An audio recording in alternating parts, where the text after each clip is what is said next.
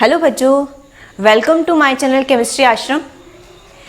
हम लोग UV visible spectroscopy वाला चैप्टर स्टार्ट कर चुके हैं, ठीक है। और जो कि सेकेंड ईयर और एमएससी का मैं बता चुकी हूँ पहले ही, ठीक है। हम लोगों ने कल जब चैप्टर पढ़ाया था, ठीक है, तो वहाँ पे हमने उसकी बेसिक थीम बताई थी और बताया था कि इलेक्ट्रोमैग्नेटिक रेडिएशंस क्या है और यूवी विजिबल स्पेक्ट्रोस्कोपी क्या होती है और उसकी रेंज क्या है, ठीक है। अभी हम पढ़ेंगे यूवी विजिबल स्पेक्ट्रोस्कोपी का इंस्ट्रूमेंटेशन, ठीक है। पहले एक चीज क्लियर कर देती हूँ, मैं आपको जो मैं पढ़ा रही हूँ उसकी नोट्स भी आपको मिल जाएंगे टेलीग्राम। अभी एक दो दिन में मैं टेलीग्राम चैनल का लिंक दे दूंगी मेरे वीडियोस के अंदर, ठीक है। तो वहाँ टेलीग्राम चैनल डाउनलोड करके वहाँ पे आपको मेरे जो है वीडियोज है उनके नोट्स भी मिल जाएंगे, ठीक है। एक दो वीडियोज के बाद मिलेंगे, ठीक है। अब देखिए आज हम क्या पढ़ेंगे, आज हम पढ़ेंगे इंस्ट्रूमेंटेशन, ठीक है। इंस्ट्रूमेंटेशन का मतलब क्या है, ठीक है। मैंने बताया था आपको कि हम लोग यूवी विजिबल स्पेक्ट्रोस्कोपी के द्वारा क्या करते हैं, किसी भी कंपाउंड के स्ट्रक्चर को आइडेंटिफाई करते हैं, ठीक है। तो किसी कंपाउंड के स्ट्रक्चर को आइडेंटिफाई करने के लिए, ठीक है, जिस व्यवस्था का उपयोग किया जाता है, ठीक है, उस व्यवस्था को बोलते हैं इंस्ट्रूमेंटेशन और उस इंस्ट्रूमेंटेशन का नाम है स्पेक्ट्रोफोटोमीटर, ठीक है। यानी कि स्पेक्ट्रोफोटोमीटर के द्वारा हम जो कंपाउंड है उसकी स्ट्रक्चर को आइडेंटिफाई करते हैं, ठीक है। आए समझ में? यानी कि मैं कह सकती हूं कि कंपाउंड की स्ट्रक्चर को आइडेंटिफाई करने के लिए जिस इंस्ट्रूमेंट का यूज किया जाता है उसको बोलते हैं स्पेक्ट्रोफोटोमीटर, ठीक है। और वैसे इसको टॉपिक का नाम इंस्ट्रूमेंटेशन भी बोल देते हैं, ठीक है। उपकरण या व्यवस्था जिसके द्वारा हम कंपाउंड के स्ट्रक्चर को आइडेंटिफाई करते हैं, ठीक है। और उसका पर्टिकुलर नाम क्या है, उस इंस्ट्रूमेंट का पर्टिकुलर नाम क्या है, स्पेक्ट्रोफोटोमीटर, ठीक है। स्पेक्ट्रोफोटोमीटर उसका नाम है, ठीक है। अब देखिए कैसे हम आइडेंटिफाई करते हैं। ये आपको डायग्राम दिख रहा है, बड़ा टिपिकल सा लग रहा है, लेकिन मैं भी एक एक चीज आपको क्लियर करती जाती हूँ इस डायग्राम की, ठीक है। देखिए सबसे पहले क्या करते हैं, किसी भी कंपाउंड के स्ट्रक्चर को आइडेंटिफाई करने के लिए मैंने बताया कि इलेक्ट्रोमैग्नेटिक रेडिएशन डालते हैं। क्या डालते हैं? Electromagnetic radiation. तो यहां मैं एक बल्ब ले रही हूं, ठीक है, लैंप बोल दो इसको, लैंप है, ठीक है। ये जो लैंप है, ठीक है, इस लैंप के द्वारा इलेक्ट्रोमैग्नेटिक रेडिएशंस निकल रही हैं। कौन सी रेडिएशंस निकल रही हैं? इलेक्ट्रोमैग्नेटिक रेडिएशन निकल रही हैं। इस लैंप के थ्रू इलेक्ट्रोमैग्नेटिक रेडिएशंस निकल रही हैं और उन रेडिएशन की वेवलेंथ कितनी होगी, ठीक है, मैंने बता रखा है। यूवी विजिबल स्पेक्ट्रोस्कोपी की जो स्पेक्ट्रोस्कोपिक रेंज होती है वो कितनी होती है, 200 to 800 nm। मैंने बताया था कि वैसे तो यूवी रीजन 50 से ही चालू हो जाता है, पर 50 to 200 पिछले वीडियो में बता चुकी हूँ, 50 to 200 हमारे कोई काम की नहीं है, इसलिए इसको स्पेक्ट्रोस्कोपी में यूज नहीं करते हैं। तो हमारे जो काम की रेंज है वो कौन सी है, 200 to 800 nm, ठीक है। तो ऐसा लैंप लेंगे यहाँ पर, ठीक है, यहाँ पे ऐसा लैंप लेंगे जिससे इस रेंज की रेडिएशन निकले। कितनी रेंज की? 200 to 800 nm की रेडिएशन निकले, ऐसा बल्ब लेंगे, ऐसा लैंप लेंगे यहाँ पे।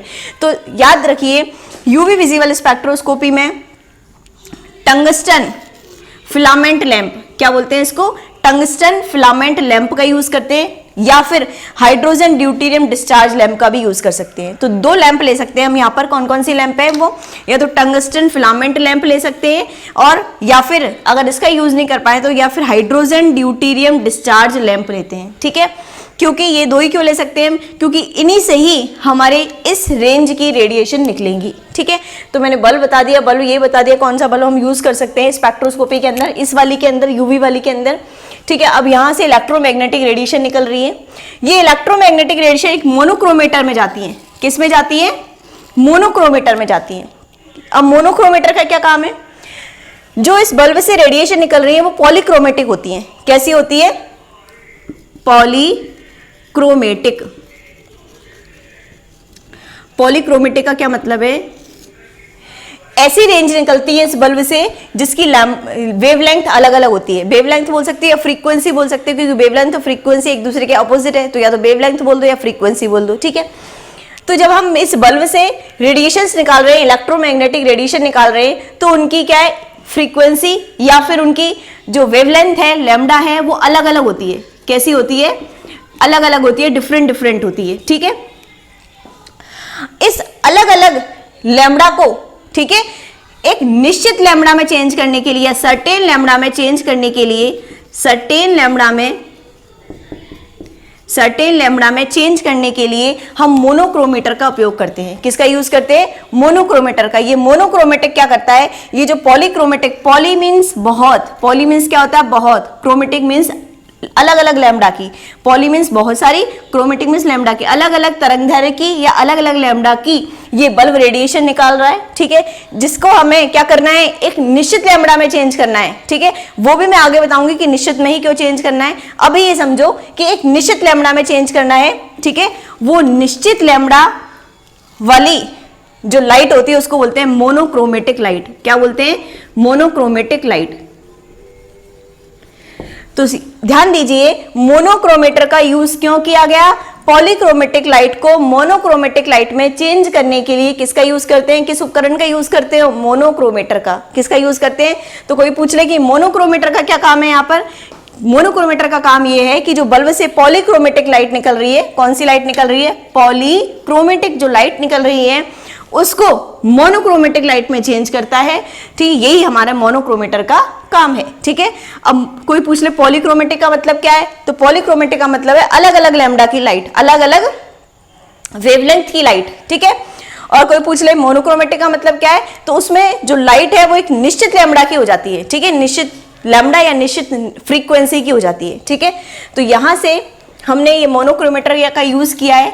मोनोक्रोमेटर का काम है पॉलीक्रोमेटिक लाइट को मोनो में चेंज करना, ठीक है। अब देखिए यहाँ पे ये जो दिख रहा है, ये मोनोक्रोमेटर को 3 पार्ट्स में डिवाइड किया गया है। ये पूरा मिलकर के कहलाता है हमारा मोनोक्रोमेटर। क्या कहलाता है? अब देखो, इस समझ में नहीं आ रहा होगा क्या लिखा हुआ है इसके अंदर। देखिए, स्लिट तो जानते हैं, स्लिट ऐसे स्लिट होती है, ठीक है। यहां से अपन लाइट को पास कर सकते हैं, इसको स्लिट बोलते हैं, जहां पे छोटा सा छिद्र होता है बीच में, ठीक है।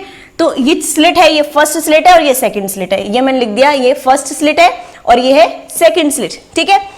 तो इस स्लिट का मतलब समझिए, एक बीच में छोटा सा छिद्र होता है स्लिट के अंदर, ठीक है।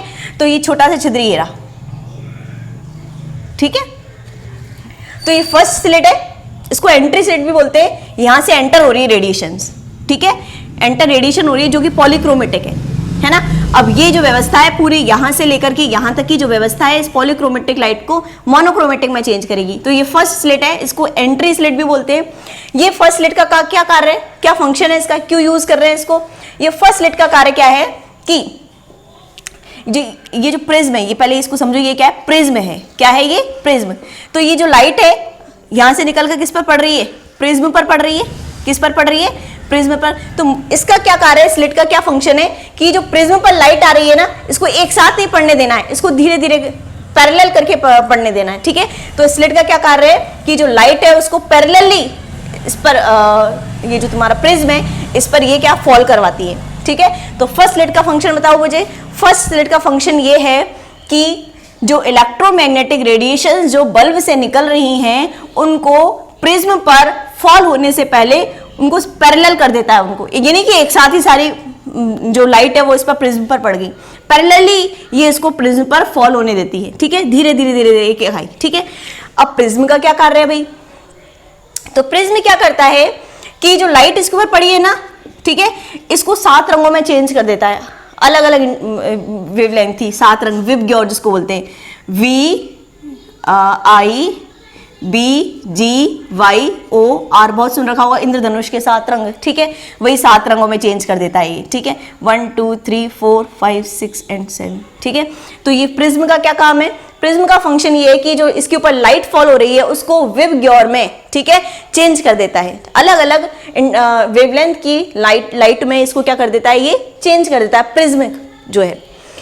अब ये सेकंड स्लिट पे आओ, ये सेकंड स्लिट, ठीक है। अब प्रिज्म से होकर जो लाइट निकल रही है वो किस पर गुजरती है, किससे निकलती है, किससे पास होती है? सेकंड स्लिट से पास होती है। अब सेकंड स्लिट का काम क्या है? सेकंड स्लिट का क्या काम है? जो ये विबग्योर में चेंज की है ना इसने, ये बहुत सारी लाइटें, इनमें से एक निश्चित या सर्टेन फ्रीक्वेंसी की लाइट को ही पास होने देता है। ठीक है, किसी भी एक को ले लेता है, फिक्स कर लिया किसी भी एक को, या इसको किसी भी एक सर्टेन फ्रीक्वेंसी की जो लाइट है वो इस स्लिट से, सेकंड स्लिट से पास होती है। ये सेकंड स्लिट, इसको आउटर स्लिट भी बोलते हैं, इसको एंट्री स्लिट या उसको एग्जिट स्लिट भी बोलते हैं। यहाँ से तो एंट्री हुई थी और यहाँ से क्या कोई बाहर निकल गई तो उसको एग्जिट स्लिट भी बोलते हैं। क्या बोलते हैं? एग्जिट स्लिट भी बोलते हैं। समझ में आई बात? तो इसका मोनोक्रोमेटर का पूरी व्यवस्था समझ में आ गई। इसमें 2 स्लिट होती हैं और एक प्रिज्म होता है मोनोक्रोमेटर में। मोनोक्रोमेटर का फंक्शन समझ में आ गया, ठीक है। पॉलीक्रोमेटिक लाइट को मोनोक्रोमेटिक लाइट में चेंज करता है, ठीक है। तो इसमें 2 स्लिट है, एक तो एंट्री स्लिट है, वो क्या करती है कि रेडिएशन से उसको प्रिज्म पर पैरेलली फॉल होने देती है, ये नहीं एक साथ फॉल हो जाए सारी, ठीक है। फिर प्रिज्म क्या करता है, इस जो लाइट है उसको विबग्योर में चेंज कर देता है, अलग अलग वेवलेंथ या अलग अलग फ्रीक्वेंसी की लाइट में इसको क्या कर देता है, चेंज कर देता है विबग्योर के हिसाब से। रेड, ऑरेंज, सबकी रेड की अलग फ्रीक्वेंसी होती है, ऑरेंज की अलग होती है, येलो की अलग होती है। तो किस 7 रंग के या 7 कलर की फ्रीक्वेंसी में इसको चेंज कर देता है। अब ये जो एग्जिट स्लिट है उसमें से सिर्फ एक ही फ्रीक्वेंसी की, कोई सी भी ले लो इनमें से, एक ही फ्रीक्वेंसी की लाइट पास होती है, ठीक है। तो ये पास हो गई यहां से लाइट, ये हमारा पूरा व्यवस्था मोनोक्रोमेटर हो गया। अब आगे स्प्लिटर लगा होता है। स्प्लिटर जैसा कि नाम से, स्प्लिट मींस टूट जाना। स्प्लिट मींस क्या होते हैं? टूट जाते, ठीक है, टूट जाना, 2 भागों में टूट जाना या 3 भागों में, जो भी है। तो स्प्लिटर का यूज करते हैं यहाँ पर। स्प्लिटर का क्या फंक्शन है? स्प्लिटर क्या करता है, ये जो लाइट पड़ी है ना इसके ऊपर, जो कि सर्टेन फ्रीक्वेंसी की है, किसकी फ्रीक्वेंसी की है? सर्टेन फ्रीक्वेंसी या सर्टेन वेवलेंथ की जो लाइन है, इसको क्या कर देता है, 2 पार्ट्स में तोड़ देता है या डिवाइड कर देता है, और दोनों की जो फ्रीक्वेंसी वो सेम ही रहती है, ठीक है। बस कुछ नहीं है, स्प्लिटर का काम ये है कि जो लाइट है ना इसको 2 में तोड़ देता है, ठीक है, 2 में तोड़ देता है। दोनों की फ्रीक्वेंसी सेम ही रहती है। जो फ्रीक्वेंसी यहाँ से यहाँ से निकलने वाली की रहेगी वही इसकी रहेगी, और वही इसकी रहेगी I0 जैसी, इसकी I0 फ्रीक्वेंसी है, ठीक है। तो ये स्प्लिटर क्या करेगा, इसको 2 पार्ट्स में डिवाइड कर दे, दोनों के I0, बस इसका काम कुछ नहीं, बस 2 पार्ट में डिवाइड कर देना है उसी फ्रीक्वेंसी को, ठीक है। तो दोनों की फ्रीक्वेंसी सेम ही रहेगी, ठीक है। स्प्लिटर का काम हो गया। स्प्लिटर के बाद अब देखिए, ध्यान दीजिए, अब 2 पार्ट्स में डिवाइड होगी, ठीक है। हमारी जो लाइट है या इलेक्ट्रोमैग्नेटिक रेडिएशन है वो 2 पार्ट्स के अंदर स्प्लिट हो चुके हैं। अब देखिए यहाँ एक होता है रेफरेंस, ये जो बीकर है ना, ये जो या फिर दिख रहा है, ये जो भी दिख रहा है तुमको, ये जो रखने वाला, जो सॉल्यूशन रखने के लिए कंटेनर दिख रहा है, जो भी, उसको बोलते हैं सेल। क्या बोलते हैं कंटेनर को? सेल। तो हमने यहाँ 2 कंटेनर लिए हैं, यानी कि 2 सेल लिए यहाँ पर। कंटेनर को क्या बोलते हैं? सेल बोलते हैं। तो 2 कंटेनर में 2 सेल हैं। एक सेल को रेफरेंस सेल बोलते हैं और एक सेल को सैंपल सेल बोलते हैं। इनका मतलब भी समझाऊंगी, पहले ये याद रखो, दोनों सेलों को क्या बोलते हैं? इनमें से एक को रेफरेंस बोलते हैं और एक को सैंपल बोलते हैं। अब देखिए दोनों में क्या डिफरेंस है। सैंपल सेल में तो उसको रखेंगे जिसका स्ट्रक्चर हमको आइडेंटिफाई करना। भाई स्पेक्ट्रोस्कोपी के अंदर हमें करना क्या होता है कि कंपाउंड के स्ट्रक्चर को ही तो आइडेंटिफाई करते हैं हम, ठीक है। तो जिस भी कंपाउंड के स्ट्रक्चर को आइडेंटिफाई करते हैं उसको लिक्विड फॉर्म में सैंपल सेल में ले लेते हैं, लिक्विड में, ठीक है। अगर सॉलिड में है तो उसको लिक्विड में चेंज करते हैं, किसी भी सॉल्वेंट में उसको मिला करके, ठीक है। जैसे वाटर, अल्कोहल कुछ भी ले लिया, ठीक है। तो सैंपल सेल में क्या रखते हैं हम? जिसका हमें स्ट्रक्चर को आइडेंटिफाई करना है। रेफरेंस सेल में कुछ नहीं लेते, सिंपल एक कंटेनर होता है ये, ठीक है, एक सिंपल कंटेनर होता है, ठीक है। कोई भी इसके अंदर सॉल्यूशन या कुछ भी नहीं लेते, ठीक है। अब एक चीज याद रखिए, जो सेल है यानी कि जो कंटेनर है जिसको हमने सेल बोला है, वो कैसा होना चाहिए? ट्रांसपेरेंट होना चाहिए, पारदर्शी होना चाहिए। कैसा होना चाहिए? ट्रांसपेरेंट या पारदर्शी होना चाहिए, ठीक है। जैसे ही ट्रांसपेरेंट या पारदर्शी हम वर्ड सुनते हैं हमारे दिमाग में फटाफट से क्लिक होता है कि ग्लास, यानी कि कांच। ग्लास मतलब कांच, कांच पारदर्शी होता है तो कांच का ले सकते हैं हम, इसको हमारे दिमाग में क्लिक होता है। लेकिन बिल्कुल भी नहीं, ग्लास को यहां पर हम बिल्कुल भी यूज नहीं कर सकते, कांच का उपयोग बिल्कुल भी हम यहां नहीं कर सकते सेल में, क्योंकि ये ग्लास या कांच क्या करता है कि जैसे इस पे इलेक्ट्रोमैग्नेटिक रेडिएशन फॉल होगी, ठीक है, ये कांच सारी की सारी इलेक्ट्रोमैग्नेटिक रेडिएशन को अब्सॉर्ब कर लेता है। इसके अंदर एक क्षमता होती है, इसके कैपेसिटी होती है कि ये इलेक्ट्रोमैग्नेटिक रेडिएशन को अब्सॉर्ब कर लेता है। क्या कर लेता है? अब्सॉर्ब कर लेता है, ठीक है। एक ग्लास, तो हम यहाँ पर कांच का या ग्लास का यूज बिल्कुल भी नहीं कर सकते। तो फिर हम किसका यूज कर सकते हैं? क्वार्ट्ज या सिलिका का यूज कर सकते हैं।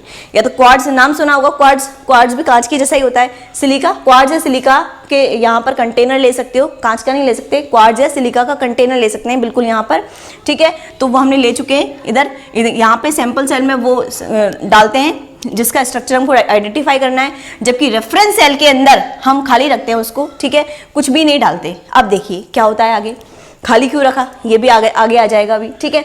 अब जैसे ही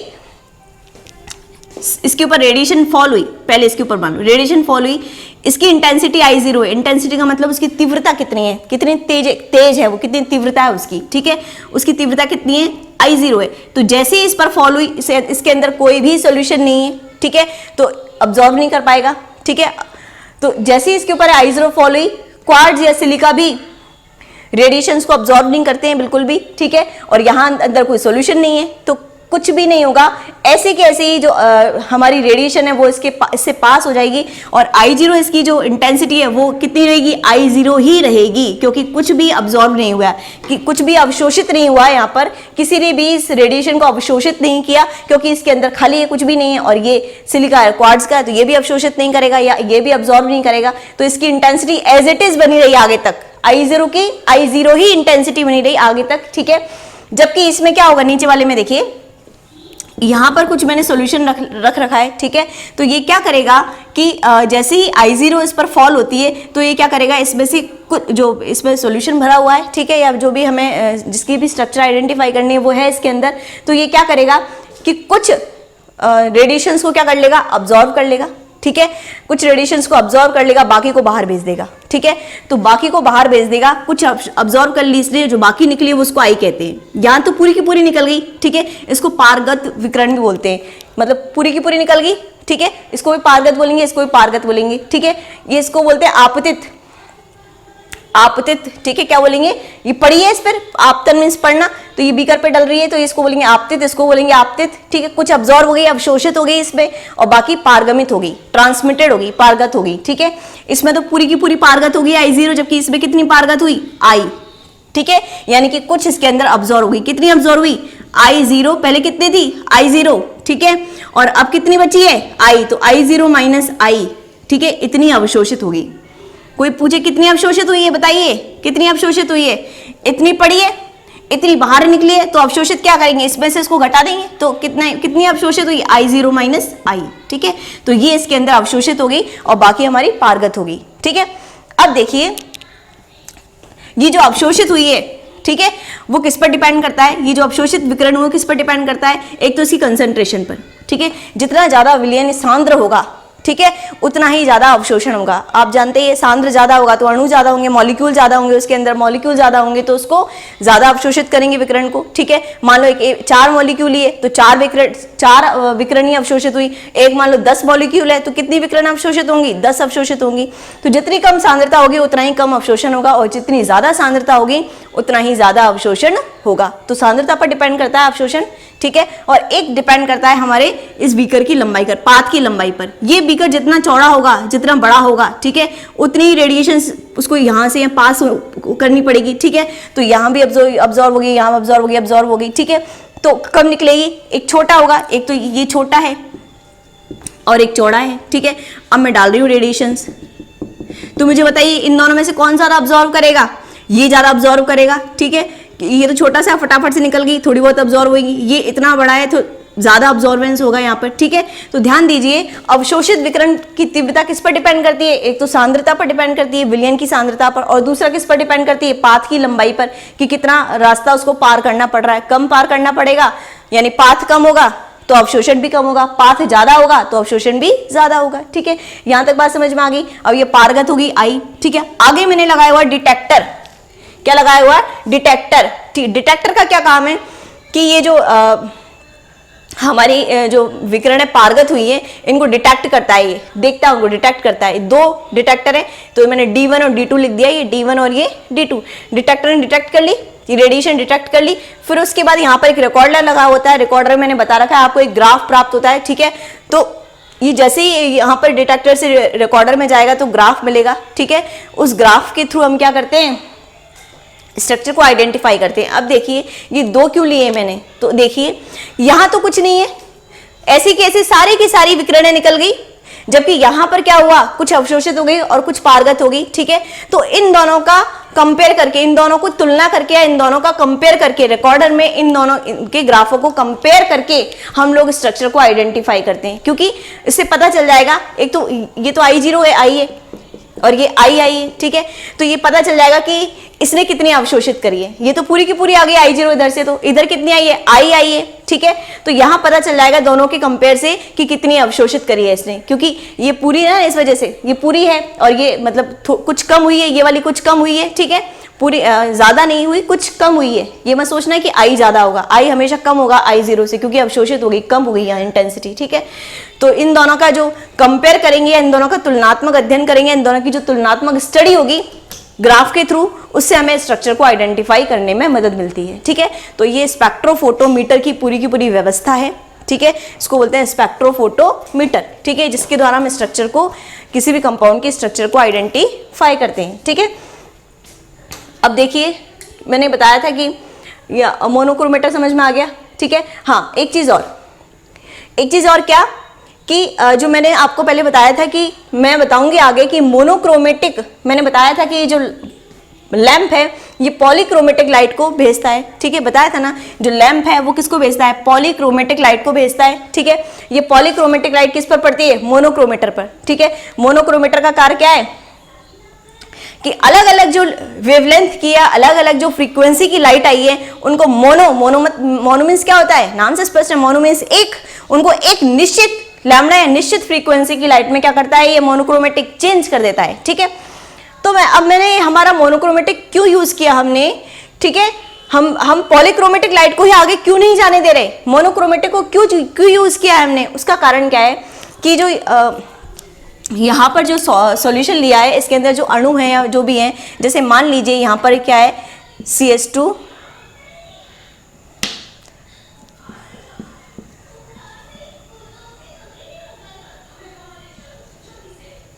मान लीजिए इधर C+O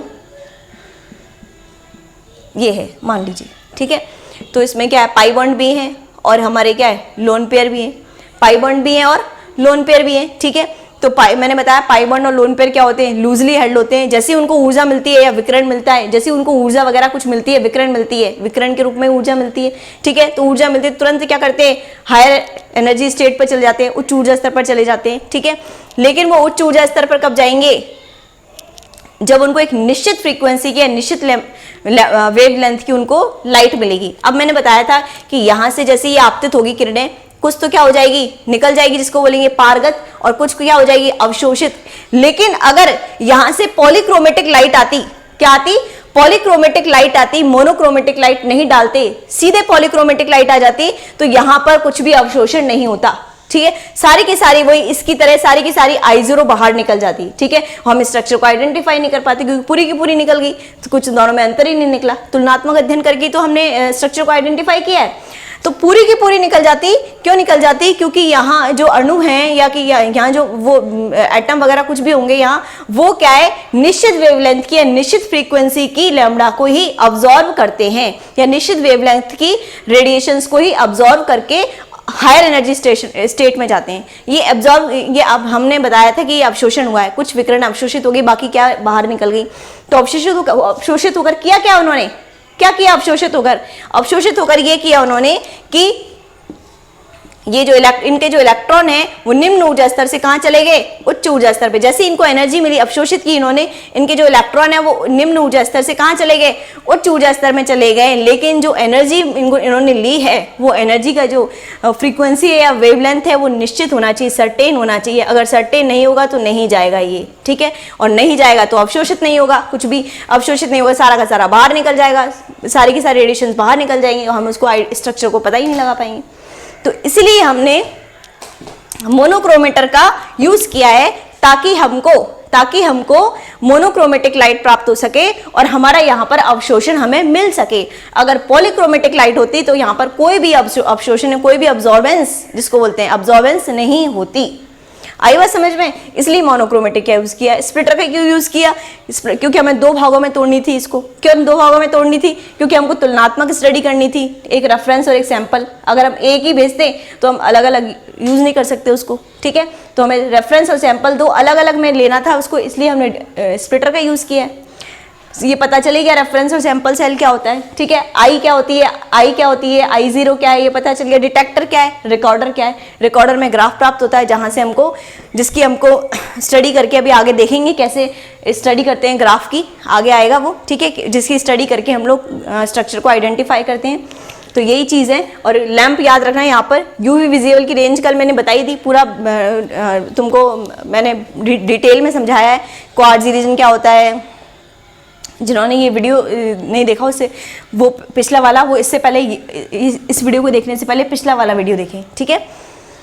तो हम बता ही दिया हमने टंगस्टन फिलामेंट लैंप और hydrogen deuterium tungsten filament lamp और हाइड्रोजन डिस्चार्ज लैंप हम इसमें यूज़ करते हैं ताकि हमें 200 to 800 nm की वेवलेंथ वाली लाइट मिल सके, जो पॉलीक्रोमेटिक होती है। फिर यहाँ से मोनोक्रोमेटिक में चेंज होती है, यहाँ से डबल में टूट जाती है, फिर यहाँ से रेफरेंस सेल में चल जाती है जिसमें कोई भी हमारा कंपाउंड नहीं होता। यहाँ से सैंपल सेल में जिसका सैंपल हमने लिया है, जिसकी स्ट्रक्चर को हमको आइडेंटिफाई करनी है, वो सैंपल सेल हो गया, ठीक है। फिर डिटेक्टर, रिकॉर्डर, ठीक है।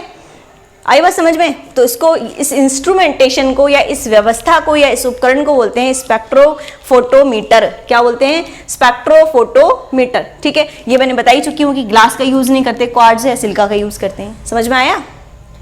तो ये हमारा हो गया स्पेक्ट्रोफोटोमीटर, ठीक है। इसकी नोट्स आपको मैं टेलीग्राम चैनल पे, मेरे जो टेलीग्राम चैनल है उस पर अवेलेबल करवा दूंगी, ठीक है। अगर वीडियो पसंद आया हो तो लाइक, शेयर और चैनल को सब्सक्राइब करना मत भूलिएगा।